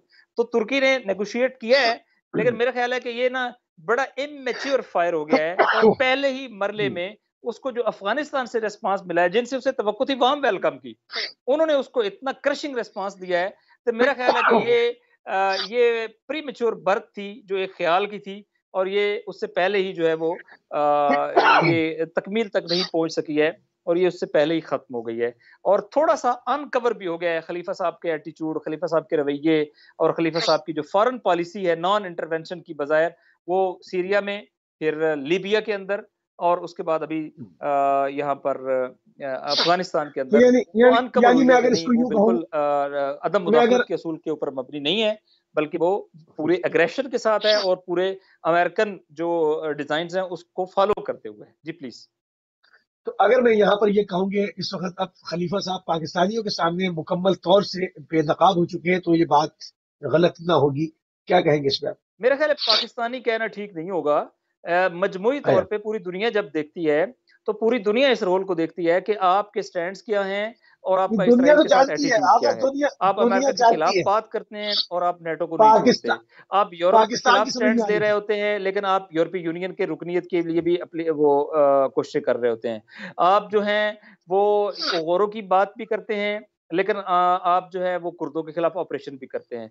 तो तज़ादात का ये मजबूआ, ये मेरा ख़्याल है बहुत वाज़ेह तौर पे इस वक़्त पूरी दुनिया को सामने आ चुका है, और वो लोग जो कहीं मीडिया की ज़द में आके, और कहीं गलतफ़हमियों की वजह से बहरहाल इनको आइडियलाइज़ करते थे, उन्हें रियलिटीज़ का पता चल गया है। अगरचे कुछ उशाक ऐसे होते हैं कि जो रियलिटीज़ को नहीं देखते, बस वो इश्क में अंधे होते हैं, जैसे इश्क अंधा होता है। लिहाज़ा वो उनको फ़ॉलो करते रहेंगे। ऐसे लोगों की तादाद पाकिस्तान में भी बड़ी कंसिडरेबल मौजूद है, और दुनिया के अंदर भी मौजूद है। लेकिन सोचने और समझने वालों के लिए तुर्की का जो रोल है, वो बड़ा विज़िबल है, बड़ा अनकवर्ड है इस वक़्त। सही। अच्छा, अभी ये अफ़गानिस्तान के जो सफ़ीर साहब की जो साहबजादी का वाक़या हुआ, इससे जी, जी। और उसके बाद वो फुटेज पूरी पाकिस्तान में दिखाई, वो उसको अफ़गानिस्तान समझ रहे थे। उनको नहीं वो मालूम था कि ये पूरी जो है वो नेक टू नेक जो है वो सीसीटीवी फुटेज जो है वो हमारी एजेंसीज़ माशाल्लाह ला के सामने रख देंगी। जब वो पूछती है, तो वो कहती जी मेरा मोबाइल छिन गया था, मैं बेहोश हो गई थी। कह रहे बेहोश आदमी बात कर सकता है या फ़ोन पे बात कर रही है? फिर आपने इंटरनेट यूज़ किया, आपने डेटा भी डिलीट कर दिया, वो तो मेरी आदत है, जो मैंने डेटा जो है वो डिलीट कर दिया। अभी आप कह रही थी आप बेहोश हैं, बेहोशी में आप बात भी करती है, डेटा भी डिलीट कर देती है, फिर आप घर भी नहीं आती, फिर आप 3 टैक्सियाँ चेंज करती है, फिर उसके बाद नाराज़ हो जाते हैं और जी अफ़गानिस्तान पाकिस्तान छोड़ के अफ़गानिस्तान जा रहे हैं जनाब। यानी ये इससे इससे क्या दुनिया को मैसेज देना चाहते हैं? तो बैकफ़ायर हो गया। देखिए इनिशियल कामयाबी तो उन्होंने हासिल की है। इनिशियल टारगेट ये था कि पाकिस्तान को बदनाम किया जाए, पाकिस्तान को डिफेम करें, पाकिस्तान का एक ऐसा चेहरा कि जो अपने डिप्लोमेट्स को फैसिलिटेट नहीं कर पा रहा, उनकी सिक्योरिटी, उनकी फैमिलीज़ की सिक्योरिटी को इंश्योर नहीं कर पा रहा। उन्होंने ये फ़िज़ा बनाई, और ये कोऑर्डिनेटेड थी, क्योंकि जो फ़िज़ा होती है वो विद डिज़ायर्ड रिज़ल्ट होती है। और डिज़ायर्ड रिज़ल्ट ये था कि जैसा कि मैंने कहा कि वहाँ से इवैक्यूएट किया है अफ़गान फ़ोर्सेस ने, ताकि तालिबान स्मूथली टेक ओवर कर हुँ, सकें। क्या डिप्लोमैटिक महाज़ पे, पाकिस्तान की सरज़मीन पे, ये ऐसा ही एक इवैक्यूएशन है कि जिसको कहीं तालिबान के रिप्रेजेंटेटिव के ज़रिए से फुलफ़िल किया जाना अब बाकी है? ये एक क्वेश्चन है। पाकिस्तान की सरज़मीन पे अफ़गानिस्तान के डिप्लोमैटिक मिशन का इनख़ला, ये बहुत बड़ा क्वेश्चन है। इस तरह के इश्यूज़ से पूरा डिप्लोमैटिक मिशन नहीं निकलता। एक ऐसी सिचुएशन में जब बिलख़ुसूस वहाँ पर जो है वो तालिबानाइज़ेशन वाला मैटर चल रहा हो, और आपको पाकिस्तान के अंदर मज़बूत डिप्लोमैटिक चैनल्स की ज़रूरत हो, 1। नंबर 2, पाकिस्तान ने इस मामले पे बड़ा और मेरा ख़्याल है कि अच्छी पेशरफ़्त की, तेज़ पेशरफ़्त की। चूँकि इस्लामाबाद सेफ सिटी ज़ोन है, अनफॉर्चुनेटली यहाँ पे भी जिन फुटेज को छुपाना होता है, वो छुपाई जा सकती हैं। लेकिन जब फुटेज सामने आ जाए, तो फिर एक रियलिटी सामने आ जाती है, फिर आप उसको डिनाय नहीं कर सकते। यहाँ नहीं कर उन्होंने सकते, सही। जो मुकम्मल एविडेंस कलेक्ट किया है, जियो फेंसिंग की है, मोबाइल फोरेंसिक की है, उन्होंने कंप्लीट जो इस्लामाबाद का कैमरा सिस्टम है उससे जो हेल्प ली है, सेफ सिटी के बड़ा state of the art system है उससे जो हेल्प ली है, तो उनके पास पूरा मैप आ गया है और उस मैप के पीछे छुपी हुई कहानी भी आ गई है। वो ज़ाहिर है ऐसी नहीं है कि उसे मैं यहाँ आपके सामने मीडिया के ऊपर बयान करूँ, तो वो इखलाकी वैल्यूज़ जो है ना वो पामाल होती हैं। तो अगर वो कहानी वही है कि जो इस वक़्त कोलैबोरेटेड है, जो इस वक़्त प्रूव्ड विद एविडेंसेस है, तो फिर तो मेरा ख़्याल है कि और ज़्यादा शर्म का मकाम है और फिर तो ये मेरा ख़्याल है कि इन्होंने एक बड़ा जुआ खेला है पाकिस्तान को बदनाम करने का और इसपे फिर पाकिस्तान को दाद देनी पड़ेगी कि पाकिस्तान ने कम अज़ कम इस मसले में बहुत जल्दी क्लियर कट एविडेंस सामने लाके जो ग्राउंड रियलिटी है, जो हकीकी रियलिटी है, वो दुनिया को दिखा दी है। अफगानिस्तान जितना प्ले करना कर सकता था वो कर लिया है। मजीद प्लेइंग एरिया इस मसले पर उनके लिए, अशरफ गनी गवर्नमेंट के लिए बाकी नहीं रहा है। नहीं तो इखलाकी क्या इक़दार पामाल होती है? वो तो सिर्फ कहती है कि मैं कुछ सामान लेने के लिए घर से गई थी और मैं इन दैट सेंस बात कर रहा हूँ कि वो जो खातून निकली है, वो किस चक्कर में निकली है, वो कहाँ गई है, किनके पास गई है। अगरचे ये उसका पर्सनल मैटर है, लेकिन ये एक ऐसा मैटर है कि जो बिलाखिर बाज़ अखलाकी वैल्यूज़ को पामाल करता है और ये मैटर यहाँ बयान करने वाला नहीं है, लेकिन इस मैटर को आप एक डिप्लोमेट की तौहीन और उसकी फैमिली के साथ होने वाले एक बारबैरिक इंसिडेंट के साथ मिला के बयान करें, ये बड़ा ही अनफेयर है और ये पाकिस्तान का जो इमेज है उसको डिफेम करने के लिए किया गया। और मेरा ख्याल है कि इस वक्त बड़ा सफिशिएंट एविडेंसेस जो प्रोवाइडेड है, मैंने खुद देख चुका हूँ बहुत चीजें, उसकी बुनियाद पे मेरा ख्याल है कि ये प्लान और ये ट्रैप जो पाकिस्तान के खिलाफ डिप्लोमेटिक मार्च पे खेला गया, ये बड़ी जल्दी मुनहदिम हो गया है, कामयाब नहीं हो सका है। और अनफॉर्चुनेटली इसलिए मैं ये कह रहा हूँ एक बार फिर कि दोनों एक ही पिच के ऊपर खेल रहे हैं, अफगान गवर्नमेंट भी और तालिबान भी। और जैसा कि वहां उन्होंने मिलिट्री पोस्टें अफगान हुकूमत ने तालिबान के लिए खाली की हैं, एन मुमकिन है ये एक इम्पॉर्टेंट डिप्लोमेटिक पोजीशन है, ये पोस्ट भी अफगान तालिबान के लिए खाली की गई हो। बिल्कुल मुमकिन हो सकता है। कॉलर हमारे साथ। अस्सलाम वालेकुम रहमतुल्लाह। वालेकुम सलाम व बरकातहू। अली भाई, आपको और आपके मेहमान और व्यूअर्स को प्यार और अदाब सलाम। वालेकुम सलाम और साथ में मैं आपको ईद मुबारक भी कहना चाहता हूँ। बहुत शुक्रिया, ईद मुबारक आपको। आपके मेहमान से एक सवाल भी और कमेंट भी करना चाहता हूँ, अगर इजाजत है। जी बिस्मिल्लाह जी, बिल्कुल फरमाइए। सवाल ये है कि क्या जब अफजल गनी नमाज अदा कर रहे थे अपनी टीम के साथ और रॉकेट हमला हुआ, क्या ये एक साजिश थी तालिबान को बदनाम करने के लिए, क्या तालिबान ने जानबूझकर रॉकेट अटैक किया? एक सवाल। दूसरी बात यह है कि जो अफगान शहीद बेटी का अगवा वगैरह हुआ, ये पाकिस्तान के खिलाफ, अली भाई आप जर्नलिस्ट हैं, आपके मेहमान भी जर्नलिस्ट हैं, हर चीज को अच्छे तरीके से आपने बयान किया, समझते हैं पाकिस्तान के खिलाफ साजिशें हो रही हैं। अल्लाह का लाख लाख कर्म और फजल है कि इस वक्त क्यादत ऐसी टीम के पास है जो हर बात पर बात कर सकते हैं। जी पर्ची लेके नहीं जाते। जी पर्ची लेके नहीं जाते। पास में ऐसे होता रहा कि कश्मीरियों के साथ भी गद्दारी होती रही, सबका कश्मीर वालों के साथ भी गद्दारी होती रही, जैसा कि उनकी नुमाइंदगी करने के लिए आपने इन दोनों सियासी जमातों ने मौलाना फजल रहमान को बैठा दिया था, तो उसकी राखी बिल्ली जिसको अल्फाबेटिकल भी नहीं सही ऑर्डर में आता। दूसरी बात मैं खत्म कर कौन सा अल्फाबेटिकल ऑर्डर? जी आया, चले बात कंप्लीट करें। एक सेकंड दीजिएगा प्लीज, इजाजत है, एक सेकंड। जी बिस्मिल्लाह जी। मैं आपके तजिया नगाह से रिक्वेस्ट करता हूं कि थोड़ी सी रोशनी डालें। दुनिया की दौलत, दुनिया के वेल्थ मुसलमानों के पास, और हम बेवकूफ लोग हैं जो आपस में लड़ते हैं। यूरोप का, अमेरिका का, दूसरे ममालिक का असला लेकर एक दूसरे पर इस्तेमाल करते हैं, अपने रिसोर्सेज इस तरीके से इस्तेमाल करते हैं। ठीक है, आगे पॉइंट आ रहा हूँ मैं, वही आ रहा हूँ। हमारी दौलत, आखिरी बात, हमारी दौलत बैरून ममालिक होती है, यूरोप में, अमेरिका में, स्विट्जरलैंड में। उसी दौलत को हम वापस कर्जे की शक्ल में लेते हैं, बिल्कुल ऐसे इंटरेस्ट अदा करते हुए जूते भी खाते हैं, किस पर रोशनी डालें कि हमें क्या करना इस चाहिए? पर Thank you. भरपूर रोशनी पड़ेगी, फिक्र न करें आप। अभी आपको अपना सवाल शाही साहब की खिदमत में रखता हूँ। शाही साहब, ये तो सारा मामला हो गया इसका, और इसको जो है वो उन्होंने, आप ये फरमा रहे हैं कि शायद वो ये पोस्ट भी जो है वो सफीर की तालिबान के लिए खाली क्यों। अब सवाल ही पैदा होता है, अफगान हुकूमत का क्या इंटरेस्ट है कि बात जगह पे तालिबान को बिठा दे? क्या अमेरिका को उन्होंने ऐसी कमिटमेंट की भी है कि आधा इनको देंगे आधा खुद करेंगे, क्यों रहेगा? क्या है ये सब कुछ? एक कॉलर को मैं शामिल करूं। अस्सलाम वालेकुम रहमतुल्लाह। हेलो, अस्सलाम वालेकुम भैया। जी अलैकुम सलाम। कौन साहब, कहाँ से? मैं शफीक बोल रहा हूँ पहली से। मैं ये बोलना चाहता हूँ, जी जी। आज तो जितना भी नोबेलिस्ट है ना, हाँ उसने बोला है, और जो मोहम्मद सल्लल्लाहु अलैहि वसल्लम is not only God messenger, is master minded is well.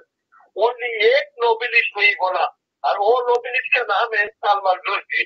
ठीक है मेरे भाई एक टॉपिक के हवाले से कर लें। अब यहाँ पर ये बिल्कुल मुख्तलिफ बात कर रहे हैं आप। बहुत शुक्रिया, आप प्रोग्राम देखते हैं। मैं तालिबान की बात करेगा। हाँ हाँ, करें ना, करें। तालिबान क्या चाहता है ये अफगानिस्तान को तालिबान क्या चाहता है? ठीक है, इस पर बात करते हैं। बहुत शुक्रिया मेरे भाई, या अल्लाह। तो जी शाह साहब जी, जनाब टाइम कम है। मैं पहले आपके जो पहले कॉलर ने बात की है, जी हाँ, जगह क्यों खाली कर रहे हैं इस पे? क्यों इनको अशरफ गनी हुकूमत तो चाहिए कि ज्यादा से ज्यादा जगह वाली बात भी करता हूँ और पहले आपके पहले कॉलर की बात भी करता हूँ। एक तो मैं ये अर्ज करता हूँ कि उन्होंने जो बात की अफगान महल पे, सदारती महल में नमाज ईद के इज्तिमा के ऊपर होने वाले रॉकेट अटैक्स की, उन्होंने कहा कि ये किसने किया है। तो उनकी इतला के लिए कि ये दाइश ने इसकी बाकायदा जिम्मेदारी कबूल की है और दाइश ने इसकी रिस्पॉन्सिबिलिटी दी है, और दाइश ने अपने आप को एक पावरफुल एक्टर के तौर पे मनवाने के लिए इसको एक टेक्निक के तौर पे यूज़ किया है। और दाइश जिस ब्रांड ऑफ इस्लाम की दावेदार है, जो यकीनन इस्लाम नहीं है, मैं उनके दावेदार होने की बात कर रहा हूँ, वो एक बड़ा ही बारबैरिक जो है वो आइडियोलॉजी है, जिसके तहत लोगों के गर्दनें काटना, जिसमें कोई मस्जिद का एहतराम नहीं है, जिसमें नमाज का तकद्दस नहीं है, जिसमें ह्यूमैनिटी का कोई तकद्दस नहीं है, जिसमें ख़वातीन का कोई तकद्दस नहीं है, जिसमें माइनॉरिटीज़ का कोई तकद्दस नहीं है, जिसमें इख्तिलाफ राय का कोई एहतराम बाकी नहीं है। ये एक अलग वर्जन है, और ये वो वर्जन है कि जिसने बाकायदा कहा है कि ये अटैक हमने किया था, और इसका एक हदफ जो है वो कुछ अपनी एंट्री डालना और कुछ डिप्लोमेटिक महाज के ऊपर चलने वाली बातों को या नेगोशिएशन को सैबोताज करना भी हो सकता है। ये एक बात। दूसरी बात ये है कि ये आपका क्वेश्चन के बिल आखिर क्यों खाली कर रहे हैं। मैं ये नहीं कह रहा हूं कि तालिबान और अशरफ गनी मिले हुए हैं, गौर कीजिएगा। तालिबान भी मुज़ाकरात कर रहे हैं अमेरिका के साथ, बिल्कुल ठीक है। किस बुनियाद पे? जबकि वो तो आउट गोइंग है। और अमेरिका किस बुनियाद पे तालिबान के साथ मुज़ाकरात कर रहा है, जबकि वो तो तालिबान को खत्म करने के लिए अफगानिस्तान के अंदर आया था। ये तो ड्रामा है। इसी बुनियाद के ऊपर उसे लेजिटिमेसी मिली थी। इसका मतलब ये है कि यहाँ कहीं ड्रामा है। वो ड्रामा क्या है?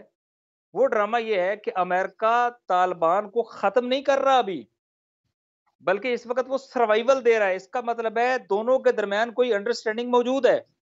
अमेरिका उज़्बेकों, ताजिकों, हजारा और तुर्कमन और दीगर माइनॉरिटीज के साथ और फारसी बानों के साथ मुज़ाकरात नहीं करता है।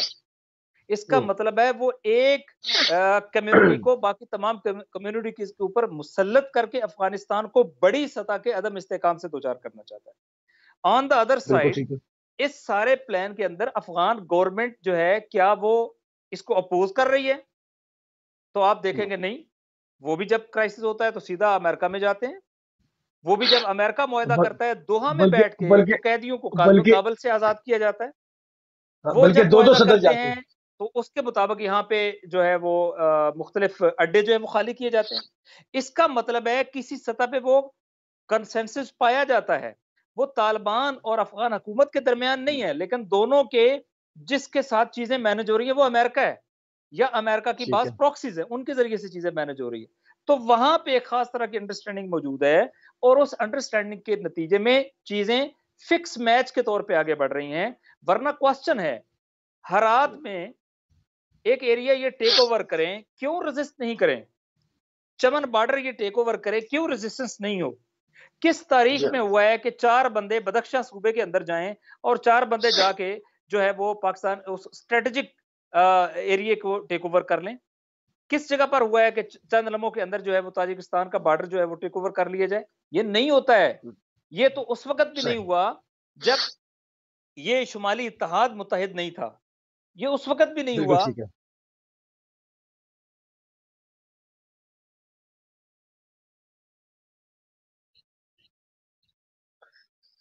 जी नाज़रीन, लॉन्ग डिस्टेंस कॉल की वजह से थोड़ा-सा तात्तुल का शिकार हुई हमारी गुफ्तगू नासिर अब्बास शराज़ी साहब के साथ। जैसे ही अभी हमारे साथ नासिर अब्बास शराज़ी साहब जुड़ जाते हैं, दोबारा से जो है वो अपनी गुफ्तगू को हम लेकर जो है वो आगे बढ़ाएँगे और जो सिचुएशन जिस तरह की जो कॉज की बात कर रहे थे, इससे पहले भी हमने प्रोग्राम में इसी चीज़ को लेकर हमने आगे बात की थी कि असल में हमने सवाल यही उठाया था कि तालिबान को यहाँ पर जो है एक स्टेक होल्डर के तौर पर लेकर आना, उसके नाम उसकी वजह से तो आप उसको मारने के लिए, उसको खत्म करने के लिए, उसकी दहशतगर्दी को जड़ों से उखाड़ने के लिए आपने लश्कर कशी की थी अमेरिका ने, यानी कि तो आज आप उसको कतर में लेकर जो है वो बैठते हैं, कतर में उसके साथ मुज़ाकरात करते हैं, उससे उसको एक उनके ऑफिस को जो कि एक दहशतगर्दी का अड्डा है, जहाँ पर दहशतगर्द बैठते हैं, जिनको आप एक ज़माने में ढूँढा करते थे और जगह-जगह पे खाक छानते थे, उसको जो एक सफारतकारी के एक ऑफिस का आप दर्जा देते हैं, उनको सफारतकारी सिखाते हैं, उनको टेररिज्म सिखाते हैं, फिर उनको लेकर आप जो है वो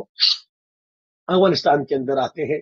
तो ये तमाम चीज़ें हैं कि एक इस वजह से कि वो सबसे ज़्यादा जो है वो वहाँ पर मैस क्रिएट कर सकते हैं, क्योंकि जिस तरह से अभी नासिर अब्बास शराज़ी ने कहा कि जो ताजिक हैं, जो उज़्बेक हैं, जो इगोर हैं, जो हज़ारा कम्युनिटी है, इन तमाम को पीछे हटिए, जो कि एक बहुत बड़े एक एरिया के ऊपर वहाँ पर जो मौजूद है और एक लार्ज नंबर के साथ मौजूद है, मगर उनका जिक्र जो है वो वहाँ पर नहीं होता, मगर वहाँ पर लाकर जो है वो तालिबान को जो है फैसिलिटेट अमेरिका जो है वो मुस्तकिल कर रहा है। तो इन तमाम चीज़ों पर अगर गौर किया जाए तो ये एक लंबी जंग की तरफ ढकेलने की कोशिश अमेरिका की थी कि खुद वहां से निकल के और इसको जो है वो अपनी प्रोसेस के साथ या खुद जो है वो इसको मैनेज करता रहे और तालिबान को और अशरफ गनी साहब को भी पीछे से सपोर्ट करता रहे और इनको भी आगे बढ़ाता रहे, ताकि अफगानिस्तान के अंदर और कई जनरेशन तक जो है वो ये मामलात जो है वो हुनूस जो है वो जारी रहे और चलते रहे, वहां पर लड़ाई चलती रहे, उसके जरिए से पाकिस्तान में सी पैक को हदफ बनाया जाए, पाकिस्तान के अंदर जो है वो एक जो माशी ग्रोथ आ सकती है उसको रोका जाए, इन तमाम चीजों को जो है वो कंट्रोल किया जाए। इसी वजह से अमेरिका ने जो है वो तालिबान के ऊपर जो है वो हाथ रखा। नासिर बख्शाई साहब, आपको हमारी आवाज आ रही है? साथ हैं आप? जी, जी, मैं तकरीबन अपनी बात को मुकम्मल कर चुका था और मैं ये अर्ज़ कर रहा था जी कि माज़रत यहाँ पावर ब्रेकडाउन हुआ तो एक बार फिर मैं चीज़ें को रिस्टार्ट करने में लगा। खुलासा ये है कि ये इसके अलावा हम क्या तफ़सीर करें? किस बुनियाद पर वहाँ लड़ाई नहीं हुई? फ़ौजें किस लिए जी रखी जाती हैं? इसका मतलब है उनको स्पेस दी गई है। उनको यहाँ एक और बड़ा स्टेक होल्डर बनाने के लिए एफर्ट की गई है, इंटेंशनल एफर्ट है, लेकिन ज़रा इंजीनियर्ड है, ज़रा डिज़ाइन्ड है कि सारी जी दुनिया डिजाइन समझे है। कि ये टेक ओवर कर रहे हैं और अवामी पज़ीराई है और मुज़ामत नहीं हो रही, लेकिन ऑन द ग्राउंड ये हो कि आपने उनके लिए जगह छोड़ी। अब जब बिल्कुल जेन्युइन सही। रेजिस्टेंस अच्छा आएगी, वो बहुत हार्श होगी, बहुत सख्त होगी, वो चीज़ें ठीक ऐसी है। नहीं होगी अच्छा यहाँ जैसे ये पर सोच रहे हैं।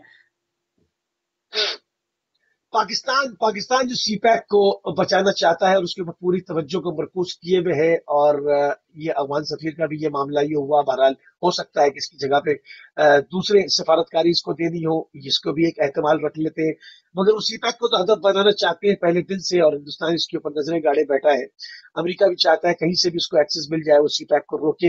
इस वक्त पाकिस्तान की जो खारजा पॉलिसी है और पाकिस्तान का जो निजाम है एक दिफाई अंदर, उसको आप कितना मजबूत देखते हैं?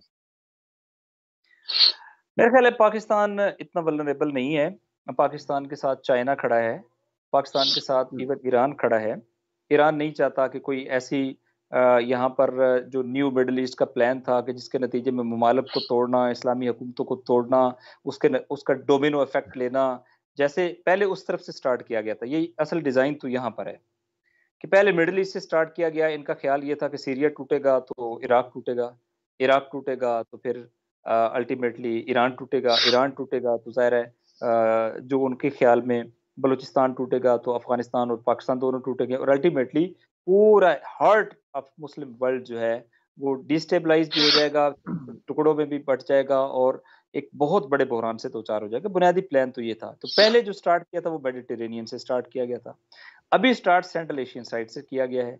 और इधर भी बुनियादी टारगेट ये है कि यहाँ पर क्योस क्रिएट हो, इस्लामिक मिलिटेंट्स जो हैं वो इन Islamic neighbouring central Asian states के साथ लड़े, इसी तरीके से पाकिस्तान की तरफ जो है वो भी लड़ाई शिफ्ट हो और प्रैक्टिकली इस खित्ते के अंदर एक ऐसी कैफियत क्रिएट हो जाए कि यहाँ पर पाकिस्तान में भी तोड़ फोड़ हो, इसी दौरानिए में जो बलोच इलादगी पसंद है उनको तकवीत दी जाए और उसके नतीजे में पाकिस्तान के अंदर बलोच सेपरेटिस्ट मूवमेंट को पाकिस्तान तोड़ने की साजिश में शरीक किया जाए और नतीजतन ये हो जाएगा कि पाकिस्तान नहीं टूटेगा। मतलब उनके ख्याल में पाकिस्तान टूटेगा तो ईरान टूटेगा तो फिर अल्टीमेटली ये डोमिनो इफेक्ट जो है वो दूसरी तरफ आगे चलेगा। तो ये पहले उस तरफ से एफर्ट की गई थी, अभी इस तरफ से एफर्ट की गई है। तो अच्छा, अब पाकिस्तान ये इस वक्त तनहा नहीं है, पाकिस्तान के साथ ईरान है, ईरान भी पाकिस्तान को स्टेबल देखना चाहता है। पाकिस्तान के साथ चाइना है, वो भी पाकिस्तान को स्टेबल देखना चाहता है। पाकिस्तान के साथ रशिया है, आपके इल्म है कि अभी कराची से लाहौर तक एक बड़ी हिस्टोरिक पाइपलाइन जो है उसका इफ्तिताह होने जा रहा है और वो रशिया की इन्वॉल्वमेंट है पाकिस्तान के अंदर। इसी तरीके से ये भी पाकिस्तान को और रीजन को स्टेबल होते देखना चाहते हैं। जितनी भी सेंट्रल एशियन स्टेट्स हैं वो भी स्टेबल होते देखना चाहती हैं। इंटरेस्ट जब मिल जाए तो आप एक दूसरे के साथ खड़े हो जाते हैं। आप ये अभी जो कॉन्फ्रेंस हुई थी उज़्बेकिस्तान के अंदर, उसमें उज़्बेकिस्तान और पाकिस्तान के दरमियान जिस तरह की कोऑर्डिनेशन और जिस तरह की वार्मनेस नजर आ रही थी, वो आइंदा के लिए बहुत सारी चीजें हमें आइडेंटिफाई करा रही है, नजर आ रही है। तो मेरा ख्याल है कि पाकिस्तान काफी मजबूत है। पाकिस्तान को किसी मिलिट्री एफर्ट से इस वक्त कोई बड़े बहरान का खदशा नहीं है, मगर ये कि इंटरनल साजिशों इधर भी जो है वो पाकिस्तान के अंदर जो वेस्टर्न और आप कह लें कि अमेरिकन प्रॉक्सीज हैं वो यहाँ पे एक्टिवेट हो जाएं और पाकिस्तान के अंदर की फॉल्ट लाइंस एक्टिव हो और बैक वक्त इधर भी काम किया जाए तो एक कियोस क्रिएट हो जाए। लेकिन मजमूअन मैं नहीं समझता कि कोई इमीडिएट पाकिस्तान किसी बड़े बहरान के किराने पर है। पाकिस्तान का इंटरेस्ट सिर्फ ये होना चाहिए कि वो अफगानिस्तान को स्टेबल करे, अफगानिस्तान के अंदर जो है वो ऐसे ग्रोहों को परवान न चढ़ने दिया जाए जो लॉलेसनेस को आगे बढ़ाएं, जो एक फेडरेशन और एक फेडरल गवर्नमेंट या फेडरल सिस्टम जिसके नतीजे में अफगानिस्तान जो है वो यूनाइटेड रहे, उसको तोड़े। सही आपने कहा। और अलबत्ता मैं फिर ये अर्ज कर रहा हूँ, मैंने पाकिस्तान में मौजूद फॉल्ट लाइंस का इनकार नहीं किया है। पाकिस्तान में मौजूद मैंने उन प्रॉक्सीज का इनकार नहीं किया है जो पाकिस्तान को तोड़ना चाहती हैं, और मैंने पाकिस्तान में मौजूद उन नेगेटिव मनफी अनासर को जो मजहब और दीगर बुनियादों के ऊपर जो है वो इंतशार खित्ते में पैदा करना चाहते हैं और चाइना की कंटेनमेंट में भी हिस्सेदार है, उनको नफी नहीं किया है। लेकिन मजमूअन खित्ते की फिजा में पाकिस्तान का इंटरेस्ट नफी हो गया है रीजनल कंट्रीज के साथ, लिहाजा ये मिलकर पाकिस्तान को एक ऐसी सपोर्ट दे रहे हैं कि जिसके नतीजे में पाकिस्तान इन बहरानों से निपटने के लिए बेहतर तरीके से परफॉर्म कर सकेगा। That is my version. ठीक है नासिर भाई, हमारे पास 10 मिनट है और जरा हम और भी थोड़ी सी बात कर लें इसमें। इसका एक और पहलू है, उसके ऊपर भी बात करें। जैसे अभी आपने कहा कि शुरू ये प्लानिंग जो मुसलमानों के एक हाथ को पूरा एक सिस्टम है उसको पूरा तोड़ने की कोशिश की गई थी, और उसको थोड़ा सा मैं और पीछे आ जाऊं, जो कि इससे पहले इसराइल की जंग हुई थी हिजबुल्लाह के साथ, उसमें कॉन्डोलीजा राइस ने कहा था कि हम एक नया मशरिक वस्ता बनाने जा रहे हैं, और इस दर्द से उन्होंने बड़े खास अल्फाज इस्तेमाल किए थे कि जो कि एक खातून को एक बच्चे की पैदाइश पे एक दर्द से गुजरना पड़ता है, मशरिक वस्ता को उस दर्द से गुजरना पड़ेगा, वो दर्द लेना पड़ेगा, और हम इसको जो है वो एक नई रीशेप कर रहे हैं। इसमें बहुत सारे मुल्क टूटेंगे, नए मुल्क बनेंगे, तमाम चीजें।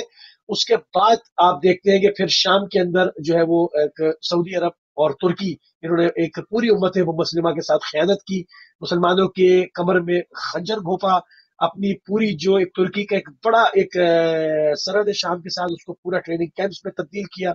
वहां से लाखों जो है वो दहशतगर्दों को, चाहे वो सऊदी बैक्ड दहशतगर्द हो या वो जो है वो अखवान के दहशतगर्द हो, जबहतुल नसरा हो या कुछ भी हो, आया कि हमास का भी कुछ विंग वो ले आए थे, और उनको जो है वो शाम में दाखिल करके लाखों अहले सुन्नत का कत्लेआम किया गया, मुसलमानों को बेघर किया गया, और उसका इल्जाम डालते रहे ईरान के ऊपर। हालांकि दहशतगर्द सारे इन्हीं ममालिक से आ रहे थे और वहां पर दाखिल किया, मगर ईरानियों की फिदाकारी से और फिर रूस के ताबड़तोड़ शदीद तरीन हमले से, चूंकि एक जोग्राफियाई हिसाब से जिस तरह से छोटे ये अपने बाज ममालिक गल्फ के बड़े मगरबी ममालिक की कॉलोनीज रहे और अभी भी है, तो इसी तरह शाम जो है वो है रूस का अलाई था हमेशा से, तो रूस उसकी मदद करने के लिए और अफगानिस्तान में और यूएसएसआर का बदला लेने के लिए वहां पहुंचता है, और वहां पर जाकर जो है वो दाइश की कमर तोड़ देता है और इनके सारे ग्रुपों को उखाड़ के फेंक देता है। तो वहां से जो ये सिस्टम था कि जहां लड़ाई होगी फिर हमदान में होगी, इराक टूटेगा, शामात के टुकड़े होंगे, कि वो सारा हिसाब किताब हो गया फेल। अब बाजी पलट चुकी। अब ये बताइए नासिर भाई शाही साहब कि जो ये खबरें छुपा रहे हैं और उसके ऊपर सेंसर लगाए हुए हैं कि अमारात और सऊदी आपस में एक दूसरे की बंदरगाहों पे धमाके करा रहे हैं, तेल की दौलत के ऊपर जो है वो आंखें निकाली एक दूसरे से बैठे हुए। अब क्या होने वाला है, क्योंकि यमन के अंदर सऊदी और अमाराती फौजों का आए दिन खोरेस तसादुम होता है, खबरें मीडिया पर नहीं आने दी जाती।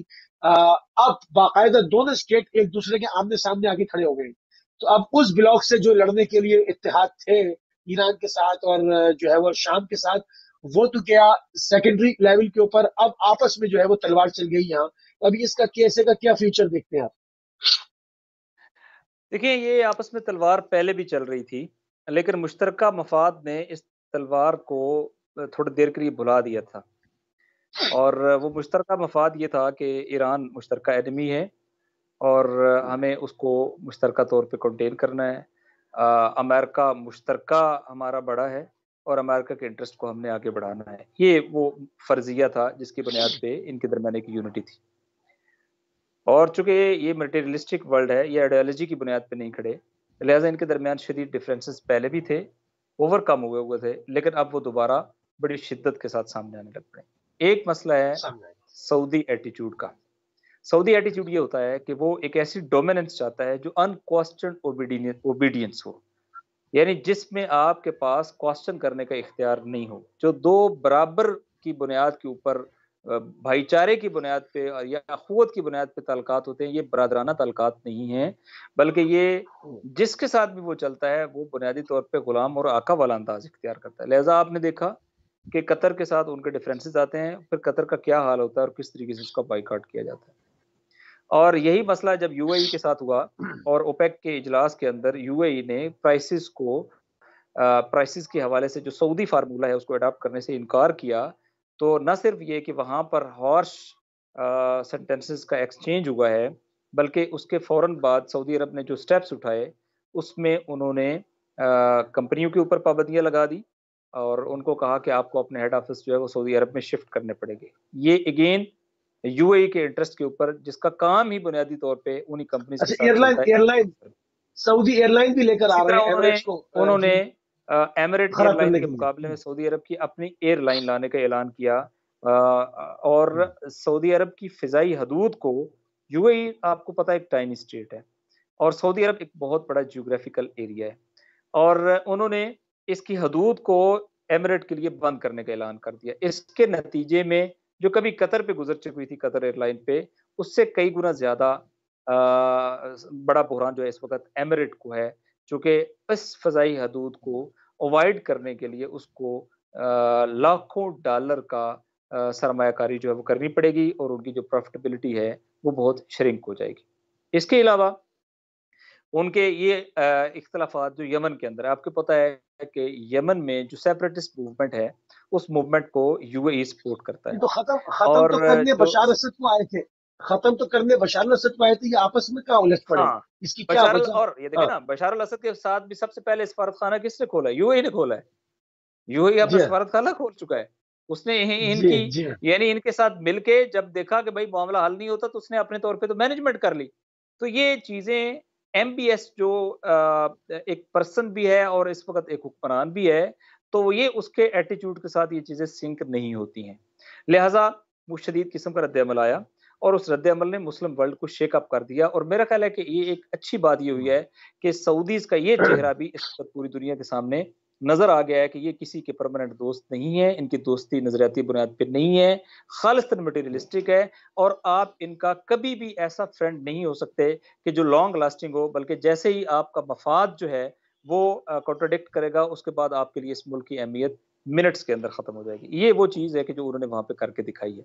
और अब ये जो इनके अंदर आपस के इख्तलाफ है, यकीनन इसका यमन की मूवमेंट, आपको पता है अभी यमन की जो बात खबरें, मैं नहीं जानता हूँ वो खबरें दुरुस्त हैं या गलत हैं, कि यमन के बाज इलाकों में लोगों ने मुर्गियों के साथ कुर्बानी की है, लेकिन एक सिंबॉलिक उन्होंने पूरी दुनिया को मैसेज दे दिया कि हम कुर्बानी भी करना चाहते हैं लेकिन हमारे पास ग़िज़ा और खुराक नहीं है, हमारे पास जानवर नहीं है, हमारे लोग जो हैं वो कुर्बान हो रहे हैं और वो उम्मत मुस्लिमा के हाथों कुर्बान हो रहे हैं।